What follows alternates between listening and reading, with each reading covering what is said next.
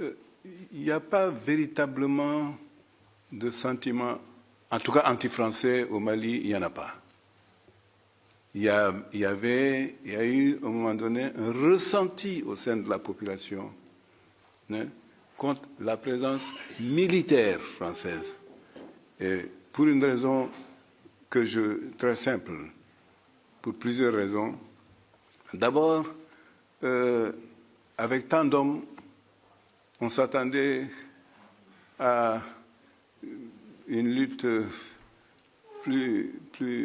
ayant plus de résultats et moins coûteuse en vie humaine. On se dit, avec tous ces moyens déployés, comment se fait-il que ça se passe ainsi? Que se passe-t-il? C'était ça. D'autre part, je n'ai pas l'habitude de la langue de bois. Je vais vous parler franchement. Dans ces forces, il y a les officiers, il y a l'armée normale, mais il y a aussi les légions étrangères. Et c'est là le problème.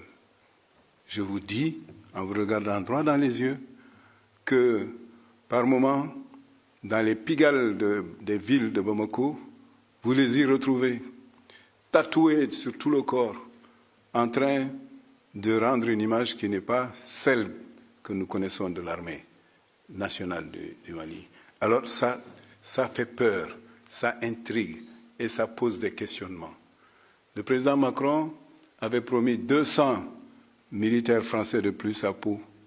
C'est maintenant 600 et parmi lesquels on a fait appel au 3e régiment de Nîmois, n'est-ce pas, des légions étrangères.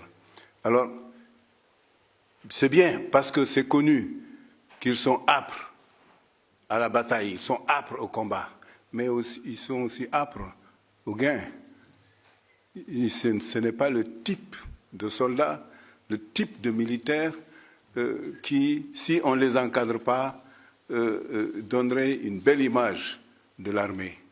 Je laisserai peut-être le soin à mon collègue du Tchad de dire certaines choses sur ce que la Légion étrangère, qui a fait la bataille avec des résultats clairs, de bons résultats, mais parallèlement, il y a des débordements qui, lorsque la population les réalise, ça pose problème.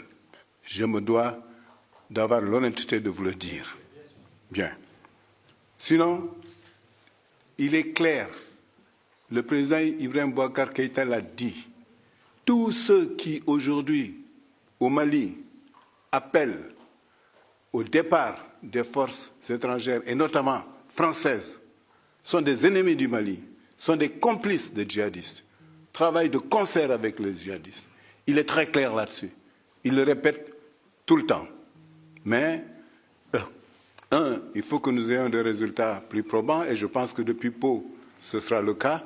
Et 2, il faut que le comportement de certains éléments ne laisse pas à désirer, certains éléments de l'armée, parce que nous, on les voit tous, on dit c'est l'armée, mais vous en voyez qui sont tatoués partout, qui font du n'importe quoi dans les rues de Bamako et d'ailleurs le soir, et ce n'est pas bon pour l'image de la France.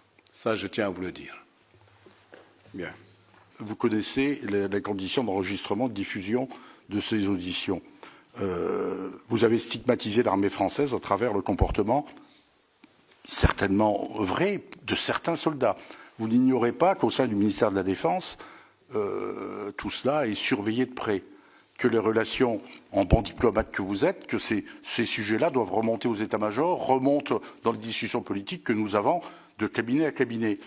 Moi, je ne peux que regretter si vos propos sont repris, et j'ai peur qu'ils seront repris, vos propos liminaires, cela contribuera à tout ce que nous avons dénoncé, ce que vous avez vous-même regretté en disant que vos gouvernements ne soutiennent pas cet esprit anti-français. Cela va y contribuer, que vous le vouliez ou non.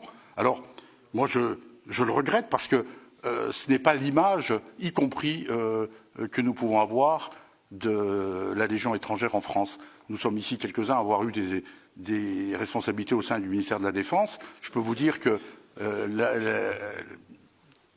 ils vivent des conditions très difficiles, y compris sur la formation, sur la discipline.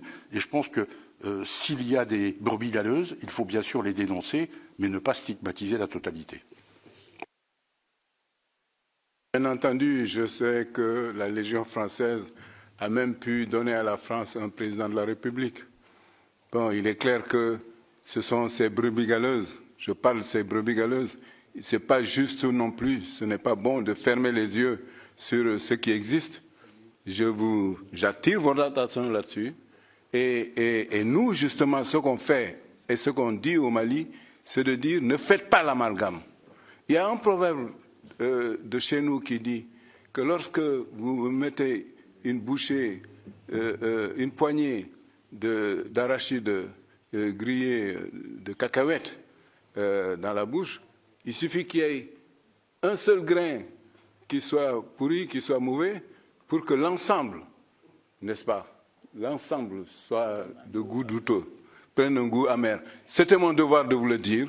Et vous aussi, c'est votre devoir de faire en sorte que l'information soit portée à qui de droit et que l'on fasse attention. Que l'on fasse attention. Ce sont eux qui ternissent l'image. J'ai bien dit qu'ils ne sont pas l'armée française. Ce n'est pas eux l'armée française. Mais ils donnent une mauvaise idée, une idée qui n'est pas belle. Et c'est bon de vous en parler et pour que vous aussi vous en parliez là-bas. Et nous, en tout cas, c'est ce qu'on fait au Mali. On dit aux Maliens, ceci, ce n'est pas eux l'armée française. Et puis, vous savez, moi, je n'ai aucun complexe sur ce plan-là. Parce que combien y a-t-il de Maliens qui sont venus mourir en France pour la France? Il y en a pendant les 2 guerres mondiales, il y en a eu. Et je voudrais justement que vous compreniez que nous sommes pratiquement devant, à l'horizon, il y a une guerre, je ne dirais pas mondiale, mais internationale qui se profile à l'horizon. Et il faut que nous fassions ce que nous devons faire pour la stopper.